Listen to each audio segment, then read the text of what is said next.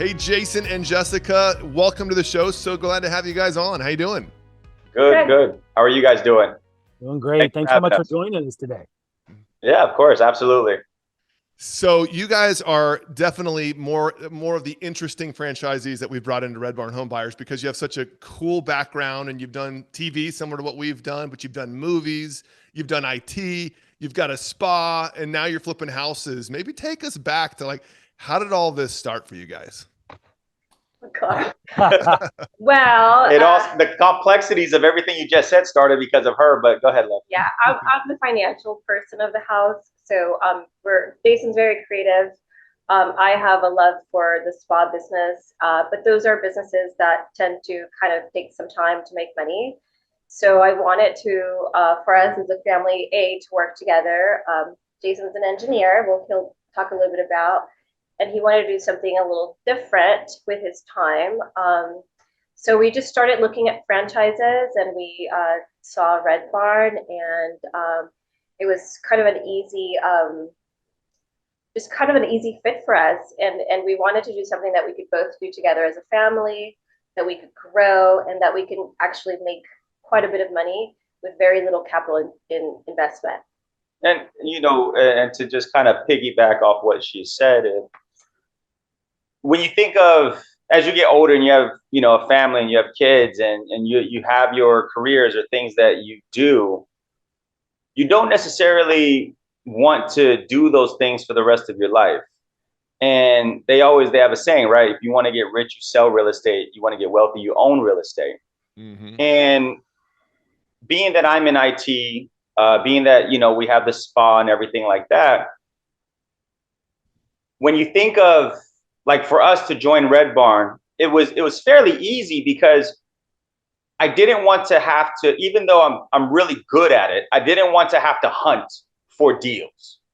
Mm-hmm. And that was the biggest thing because we have a life outside of just selling homes, right?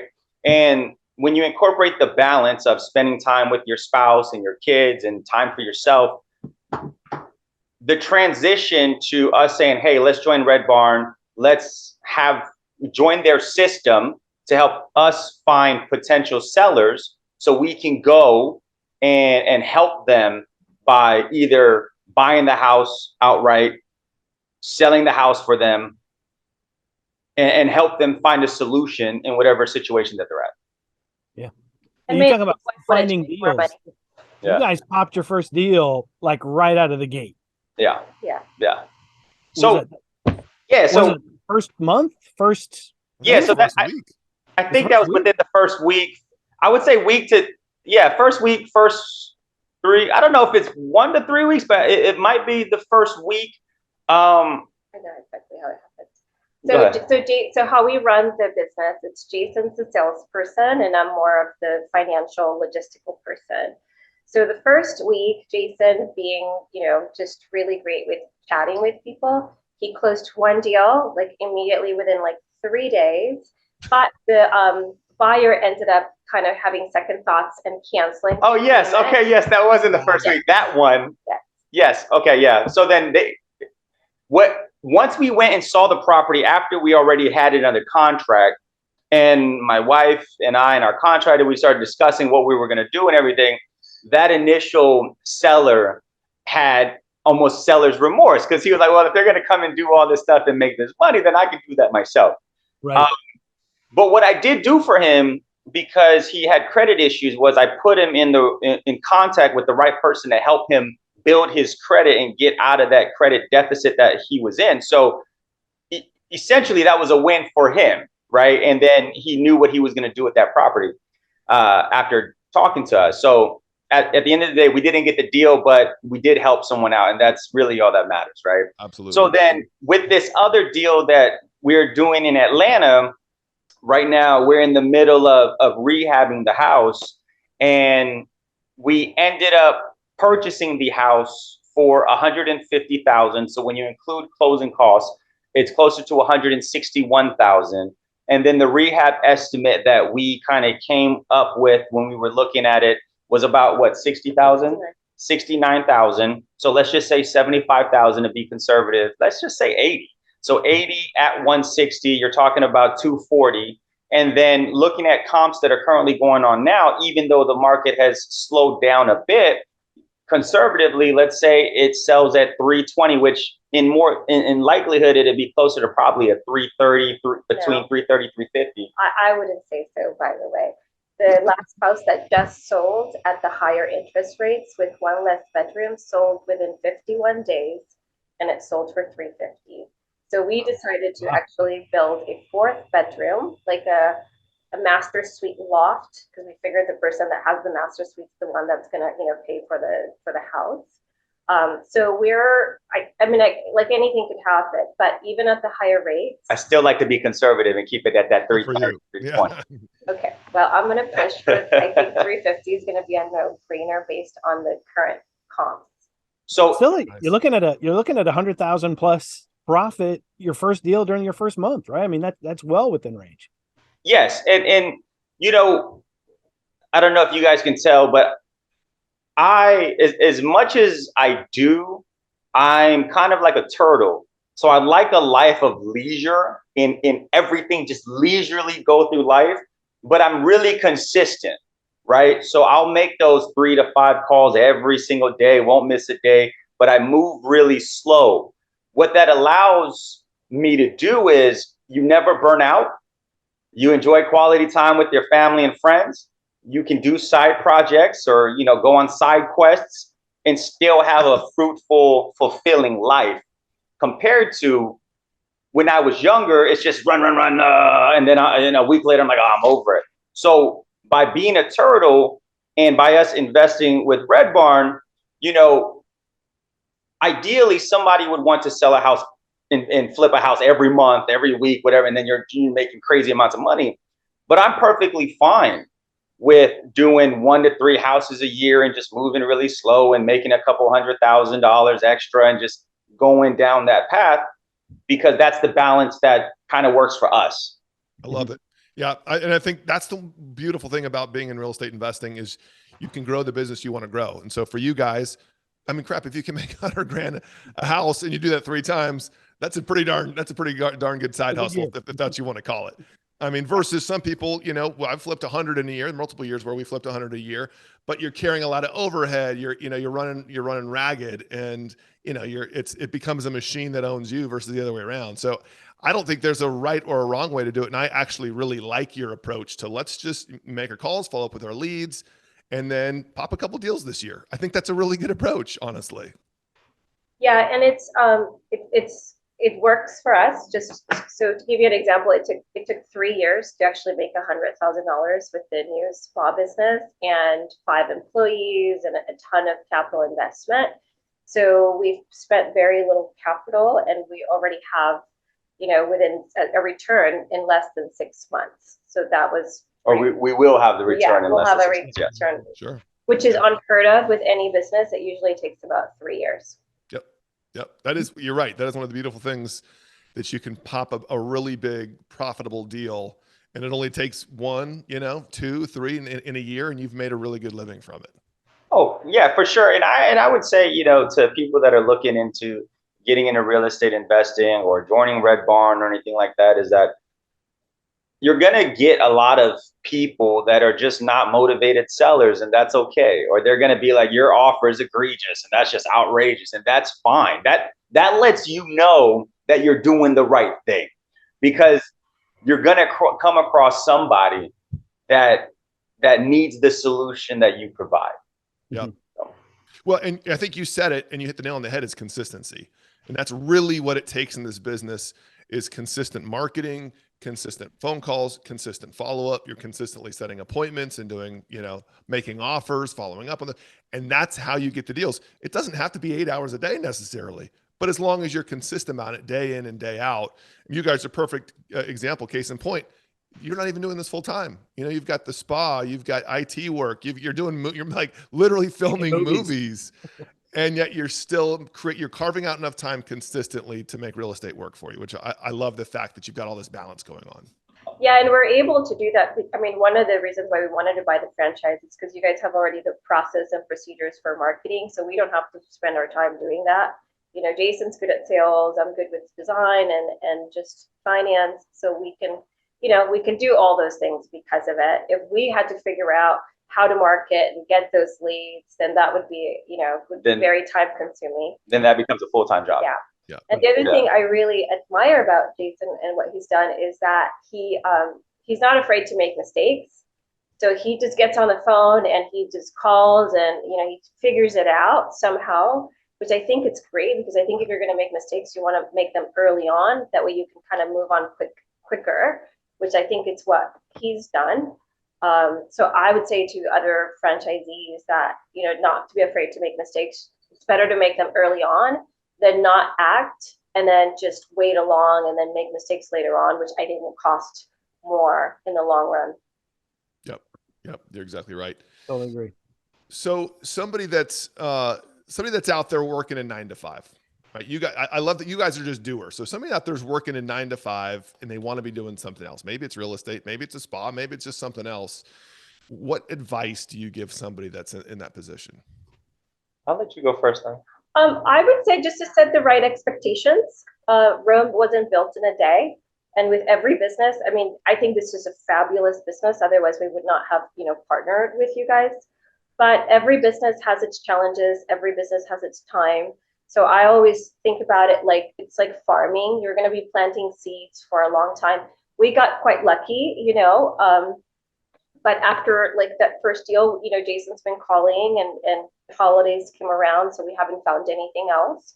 But just see it like farming. You're going to plant seeds, not get impatient, and then spring will come. You're going to start some blooming and just have that expectation that nothing is boom. You can get really, really lucky and it's a boom, but that should not be like the expectation. It should just be patience. I would say, and this is with anything in life, consistency.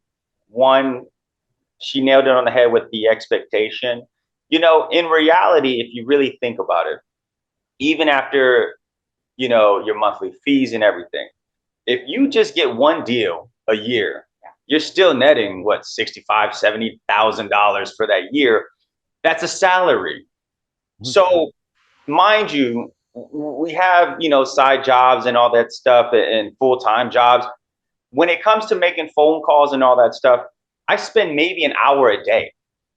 That's it. I'm not sitting there trying to knock out and call every single thing. Like, there's going to be more people to call tomorrow. I spend an hour a day. The leads come in, I call them. I maybe hit up a couple for sale by owners on Zillow, see what they're talking about, and then I go about my day. I'm not hung on, I need to get this. The deals that are meant to come as you consistently call and reach out, they'll come. So you can't have an expectation of, I'm going to do 1,000, and maybe you will eventually. But in the beginning, just use that as a university to learn. Yep. Well, I love your approach, because it's exactly what we preach. It's this whole idea of farming and nurturing, and that's usually why, like any business, and it was the same with your spa business. Right. It takes time you plant the seeds, and in this business, you're building a database. You're building a database of leads that now you're nurturing, you're following up, you're building relationships with, and over time, that database becomes worth gold. Same thing with your client database at the spa. Over time, you're building this database of clients that want to come back in, and your business is growing. It's the same thing in real estate. And I love the fact that you guys, having already been business owners, you understand that process. Like anything, you're starting, a foundation, and then you're building it and growing it from there. You guys just happen to be really good and knock down a couple deals right out of the gates. But in general, it takes a little time to water those seeds and nurture and wait for that garden to grow. And you guys are right there at the beginning of that process. The other thing that really, I got a chance to talk to the Parks early on in the process. And one of the things that was really impressive about you guys was your tenacity. And what stood out was, the spa business that you have. That's not a franchise. You guys just did that and figured it out during COVID. During a time when, there were not spa businesses thriving during COVID. People weren't going in for treatments and that sort of thing. And that's when you started a new business and you built a new business when the really cards were stacked against you. And you were just tenacious that you were going to make it work under the worst of circumstances. And coming out of COVID, it was like, and let's start another business. Let's look at real estate investing too. And it was like just that you talk about the turtle, but the tenacity of every day getting up. We're gonna fight for this, and we're gonna figure it out. And that's just one of the ingredients for success for any business owner, is just we're gonna overcome obstacles, we're gonna solve problems, and just be tenacious to figure it out. And you guys are in multiple arenas right now. You know what's interesting about that, Kevin, that, I've always seen opportunity during difficult times. So for me, the reason why I was happy to open during COVID, because I knew that there were a lot of people that were going to be afraid. A lot of the marketing that we did was actually online. So I see the online marketing as a freeway. And I spent a ton of money during that time because it was empty. The freeway was empty. So I got going. And then after 3 years, we actually hit our goal numbers. Most businesses fail with it. What is it? 90% of businesses fail within 3 years. Mm-hmm. So the same with real estate. Everyone's like, oh, there's a doom and gloom, and the interest rates are going up, and all this stuff. I'm like, well, that's great for us. There's going to be people that are not. When things are cheery, everyone makes money. An idiot can make money. But when things are difficult, and if you've got the right strategies and, like you said, the tenacity, then that's where you can kind of get ahead. Cannot agree more. That's honestly when I built my business, started in 2005, crashed in 2008. And I was like, oh no, what am I going to do? And then it dawned on me, wait a second, everybody just went out of business. There is so much opportunity. And it was then that we started ramping up into the 30 a year, 50 a year. Then we got to 100 a year. And it was because we saw the opportunity in the downturn. Now, I don't think what we're going into right now is anywhere near that, but it's still going to spell opportunities. There's no doubt about it. There are going to be buying opportunities in the coming year for sure. Well, and God's not making any more land, so people need a place to live. Yep. And I think it's to me, it's just a great business. Even with the downturns, no one's ever regretted owning real estate for 20 plus years, Exactly right. Mm-hmm. So somebody's listening to this and their interest is piqued about this TV show movie that you've done. How could we point somebody to some of the awesome work that you guys have done? And it's not just it's movies, and it's a TV show, right? You got a couple things going on in this arena, right? So we have this show called Med Spa Life that documents the med spa and the makeovers and things that they do, right? So that right now is on Amazon, and it's about to be on Tubi. It just got accepted on Tubi. Nice. I have a few movies out. One, Four Amigos, has international distribution. It's on Amazon and Tubi and stuff. And then my third film, Pizza Boy Rick, right now we're in post-production on that. And then when that wraps up, we'll be working on our fourth film as well.